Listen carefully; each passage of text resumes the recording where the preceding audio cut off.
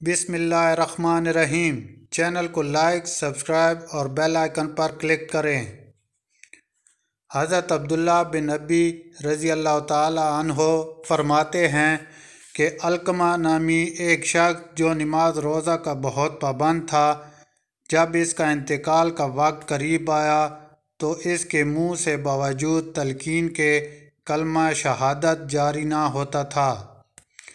علقمہ کی بیوی نے رسول اللہ صلی اللہ علیہ وسلم کی خدمت میں ایک آدمی بھیج کر اس واقعہ کی اطلاع کرائی۔ آپ صلی اللہ علیہ وآلہ وسلم نے دریافت فرمایا کہ علقمہ کے والدین زندہ ہیں یا نہیں۔ معلوم ہوا کہ صرف والدہ زندہ ہے اور وہ علقمہ سے ناراض ہے۔ آپ صلی اللہ علیہ وآلہ وسلم نے علقمہ کی ماں کو اطلاع کرائی کہ میں تم سے ملاقات کرنا چاہتا ہوں، تم میرے پاس آتی ہو یا میں تمہارے پاس آؤں؟ علقمہ کی والدہ نے عرض کی کہ میرے ماں باپ آپ صلی اللہ علیہ وآلہ وسلم پر قربان ہوں، میں آپ کو تکلیف نہیں دینا چاہتی، بلکہ میں خود ہی حاضر ہوتی ہوں۔ چنانچہ وہ بڑھیا حضور صلی اللہ علیہ وآلہ وسلم کی خدمت میں حاضر ہوئی۔ آپ صلی اللہ علیہ وسلم نے علقمہ کے متعلق دریافت فرمایا تو اس نے کہا کہ علقمہ نہایت نیک آدمی ہے، لیکن وہ اپنی بیوی کے مقابلہ میں ہمیشہ میری نافرمانی کرتا ہے، اس لیے میں اس سے ناراض ہوں۔ آپ صلی اللہ علیہ وسلم نے فرمایا اگر تو اس کی خطا معاف کر دے تو یہ اس کے لیے بہتر ہے، لیکن اس نے انکار کر دیا۔ تب آپ صلی اللہ علیہ وآلہ وسلم نے حضرت بلال رضی اللہ تعالی عنہ کو حکم دیا کہ لکڑیاں جمع کرو اور علقمہ کو جلا دو۔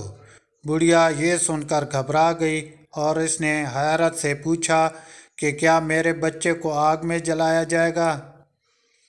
آپ صلی اللہ علیہ وسلم نے فرمایا ہاں، اللہ کے عذاب کے مقابلہ میں ہمارا عذاب ہلکا ہے۔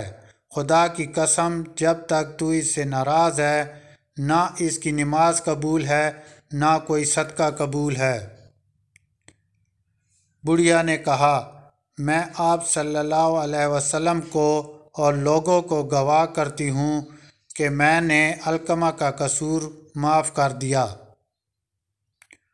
آپ صلی اللہ علیہ وسلم نے لوگوں کو مخاطب کرتے ہوئے فرمایا دیکھو کہ علقمہ کی زبان پر کلمہ شہادت جاری ہوا ہے کہ نہیں؟ لوگوں نے عرض کیا یا رسول اللہ صلی اللہ علیہ وسلم، علقمہ کی زبان پر کلمہ شہادت جاری ہو گیا اور کلمہ شہادت کے ساتھ انہوں نے انتقال فرمایا۔ آپ صلی اللہ علیہ وسلم نے علقمہ کے غسل و کفن کا حکم دیا اور خود جنازے کے ساتھ تشریف لے گئے اور علقمہ کو دفن کرنے کے بعد فرمایا مہاجرین و انصار میں سے جس شخص نے اپنی ماں کی نافرمانی کی یا اس کو تکلیف پہنچائی تو اس پر اللہ کی لعنت، فرشتوں کی لعنت اور سب کی لعنت ہوتی ہے۔ اللہ تعالیٰ نہ اس کا فرض قبول کرتا ہے نہ نفل، یہاں تک کہ وہ اللہ سے توبہ کرے اور اپنی ماں کے ساتھ نیکی کرے اور جس طرح بھی ممکن ہو اس کو راضی کرے۔ اس کی رضا ماں کی رضامندی پر موقوف ہے اور اللہ تعالیٰ کا غصہ اس کے غصہ میں پوشیدہ ہے۔ لہٰذا جو حضرات خدا نخواستہ اگر والدین کی نافرمانی اور اظہار ثانی میں مبتلا ہوں، انہیں چاہیے کہ وہ سچے دل سے توبہ کریں اور ہر ممکن طریقے سے والدین کو راضی رکھنے کی کوشش کریں، کیونکہ اس میں انسان کی فلاح ہے۔ حدیث میں ہے کہ جنت ماں کے قدموں تلے ہے۔